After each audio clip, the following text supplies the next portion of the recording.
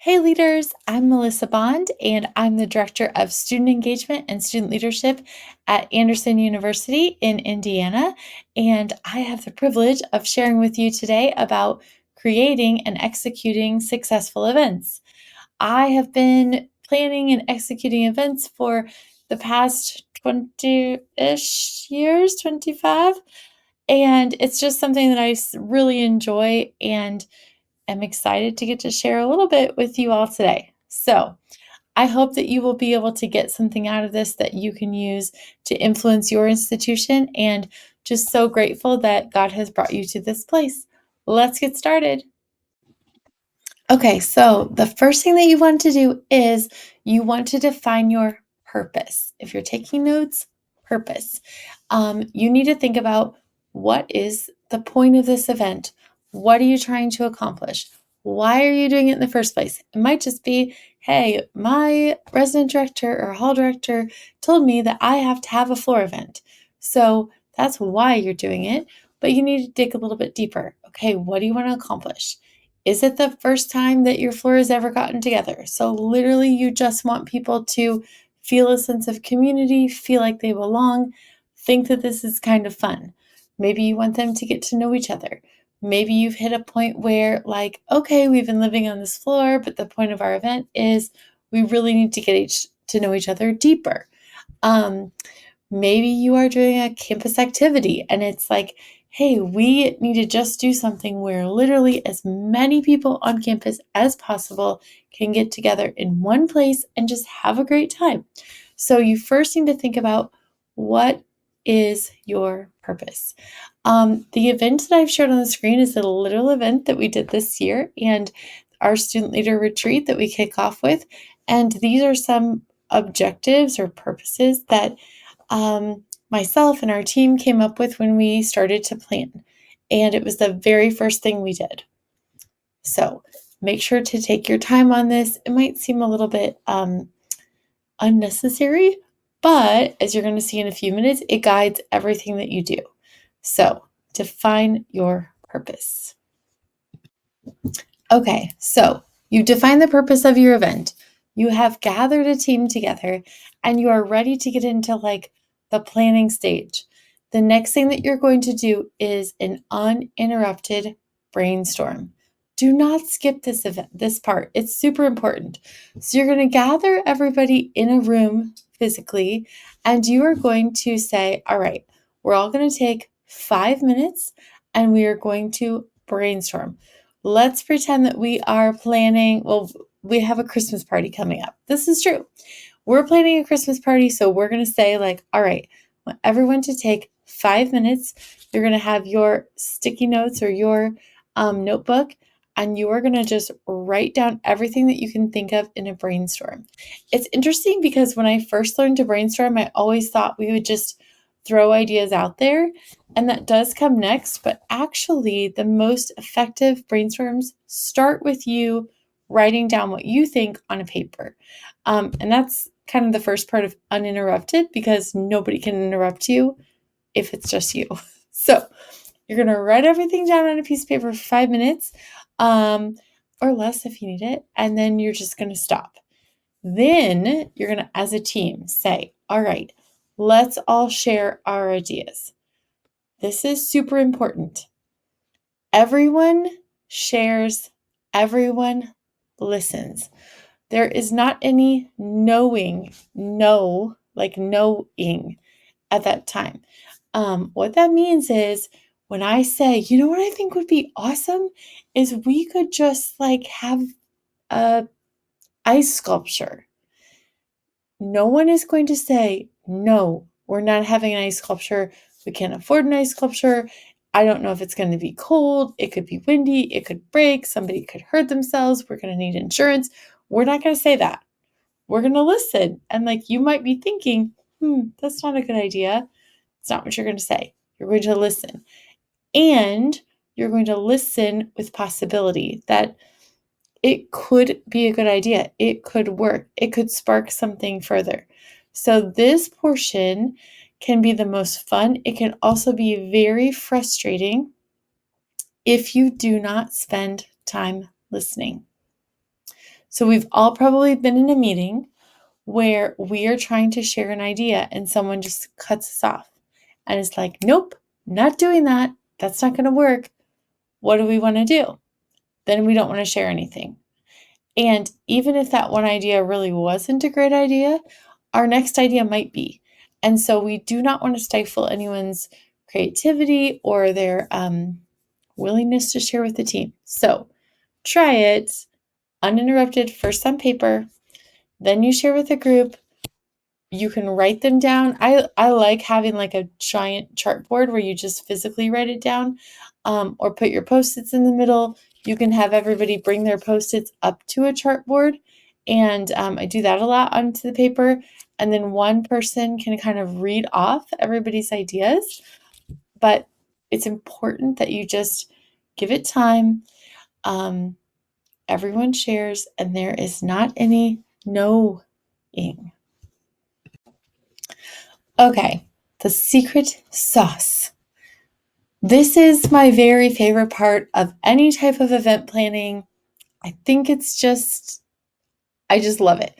So the thing that I personally think is so important to making an event something that is successful is to really think about this.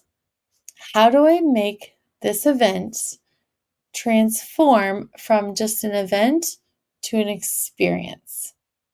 What can we do where people will walk away and they will remember it? The event that really sticks out to me was probably 20 years ago. Wow, I feel old saying that. 20 years ago, I was a youth pastor. It was like my first job after college, and I was chaperoning the Young Life camp that was at the high school that most of the students that I was youth pastor went to. So I'm at this Young Life camp, and so I kind of like, I was a leader, but I was experiencing it with the students. The way that they set it up was I just was the counselor of my students, and they planned everything. So I'm experiencing it. Anyway, one of the things that stood out was the entire week they did not give us a schedule. I know there are people in this room right now that are like, I have to have a schedule. You would lose your mind. And people there did too, but there's no schedule. They would tell you like, oh, you have to be here at this point. But anyway, so we're at the like evening section. It's at 7:00-ish or whatever. We have worship, a speaker, or something like that. I don't really remember that part. That's not the memorable part. But we end it and we walk out and we're expecting to just like go back to our cabins and go to bed or whatever. And we walk out and the lights flip on and they have like a surprise carnival. And then everybody jumps in the pool in their clothes. And it's just like, it's ridiculous. You're like, what? You jumped in your clothes? But I remember it because it's just a little bit like crazy. And it's not that whatever you do has to be crazy, but it has to be something that's like, or the best events have that thing that's like, it's memorable. It becomes memorable because it's either surprising, it maybe like it pulls on your heartstrings, it maybe it's a special like relationship. There's all these different reasons why it could be memorable, but you focus on that. If you look here, there's a picture of students that are signing this sheet. And a couple of years ago, our school sort of launched this student section of our athletics and everything called the Conspiracy. And one day we're just brainstorming and we're like, oh, what could be something kind of like different or cool at our kickoff? And so we just were like, let's just have them sign a sheet. I know it's not that exciting, but it became this memorable thing where like everybody is signing the sheet and then it's held up and it's like, we're in this community. This is us.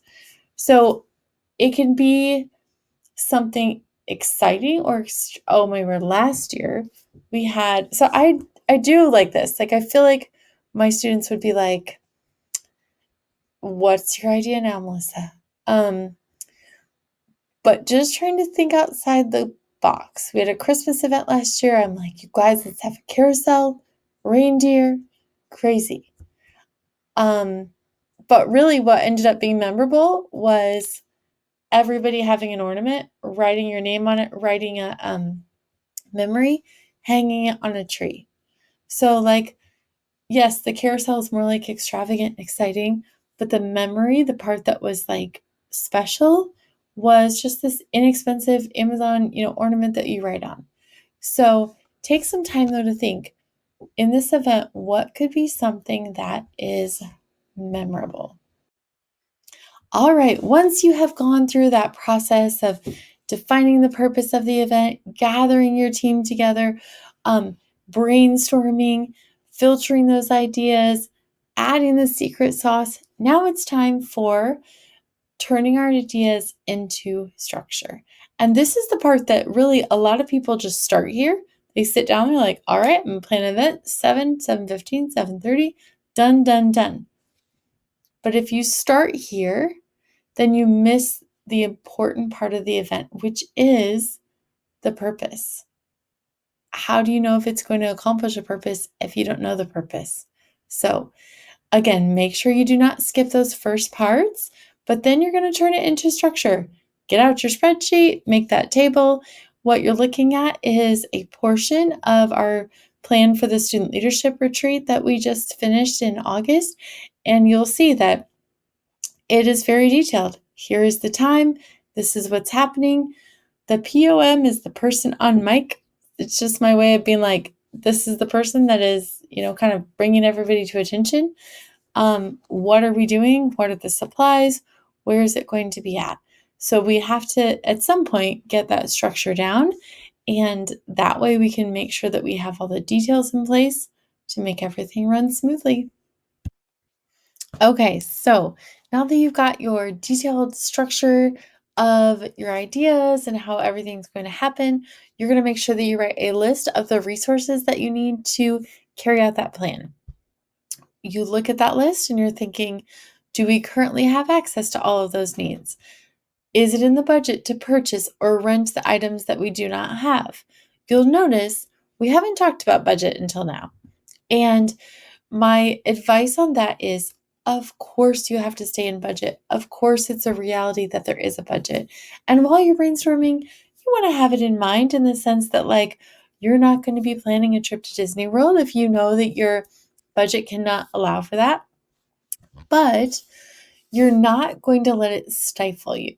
So, a lot of times with thinking of events and thinking about budget, there are ways that you can make things happen or do things that you think you cannot afford, but you can. There are also times where you have to be like, you know what? Can't do that. And that's okay. So you're going to think about, do we already have it? Is it in the budget to purchase or rent it?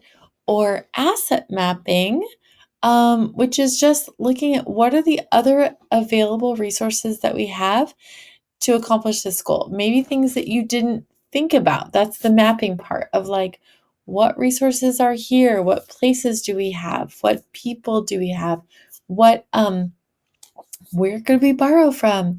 Things like that. So you'll see this picture of a carousel. I told you before, I was like, we're having a carousel. I'm so excited about this for last year. It happened to be that, did we currently have one? No. Was it in our budget when I called places? No.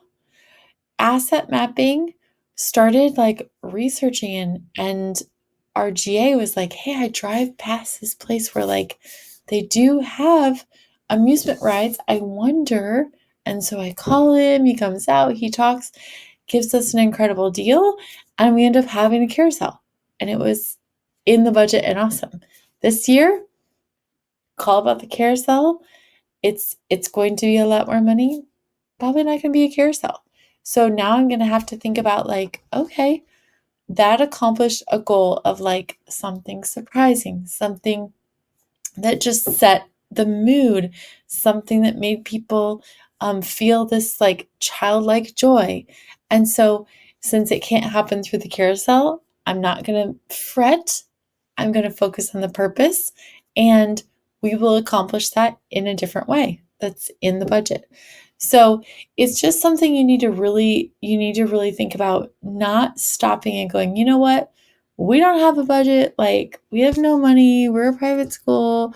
So we're just going to I don't know, do the bare minimum. And that's that. If that's your attitude, you're going to miss out. You just are. So instead, be really focused on what do we have access to, what resources are there, and asset mapping, because there's a lot more that you can do likely than you think. So needed resources, that's your next step. Next, we're going to delegate responsibilities. And this is something that should happen during the planning process as well as the day of the event when you carry it out. It's really important, if you're the person who is leading that you make it very clear what responsibilities that other people can do. Now, as you're delegating them, you will have much greater success if you take the time to really think about and be thoughtful and mindful of whose strengths will match what needs to be done, who likes it, what people will work well together to accomplish that, and then being very clear about expectations. So, for example, if you need someone to create the schedule that's going to go to students, pick someone who is detail oriented, pick someone who is great at spreadsheets and who can spell or whatever. But pick the person that fits that job. Do not pick someone who likes to turn things in late or doesn't get things, you know what I'm saying, right? Pick someone that matches. Also, on the day of the event, it is super helpful to have it very clear that, like, if we're having refreshments, who is setting up the refreshments? Who is getting the trash cans? Where are we putting them? Be very, very clear with everyone about where things need to go, and so that they're not confused and frustrated in the midst of that going on. A little tip about that: there was, back in Oregon again, someone that I worked with again 20 years ago who helped teach me a lot about events.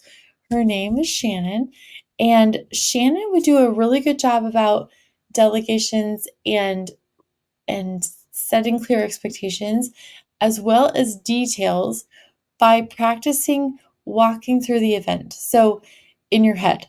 So I will basically still, even now, I'll think about, for example, we have a fall festival coming up.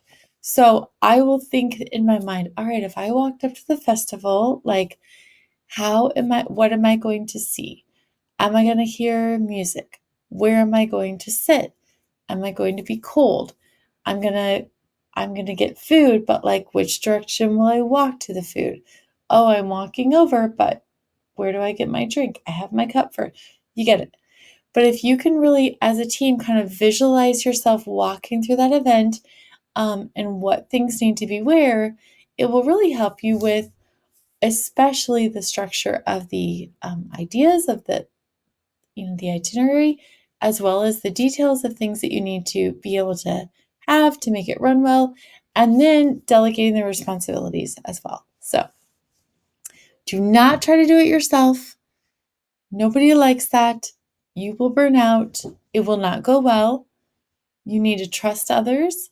It is we over me, and delegate those responsibilities to the other people on your team. All right, so the title of this workshop is Creating and Executing Successful Events.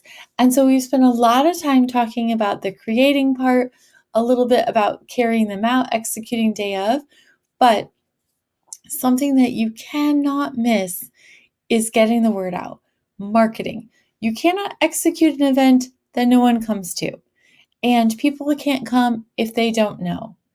I want to encourage you to think through things that are going to get their attention.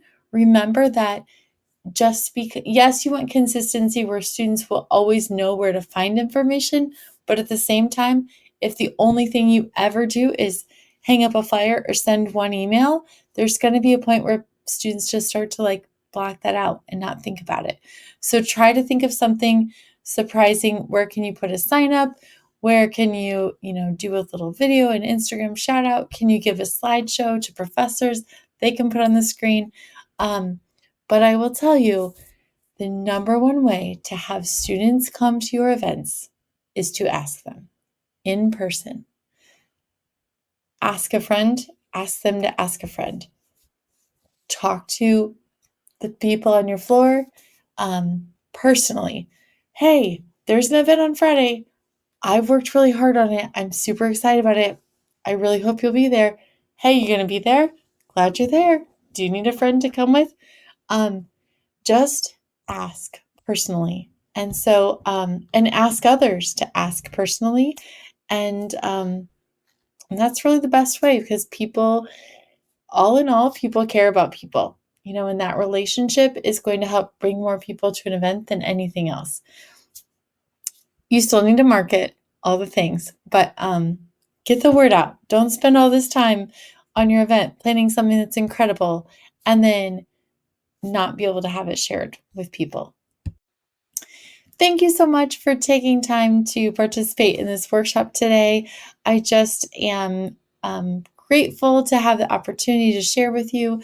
I hope that something throughout this workshop will have just resonated with you, and that it will help you create and execute successful events.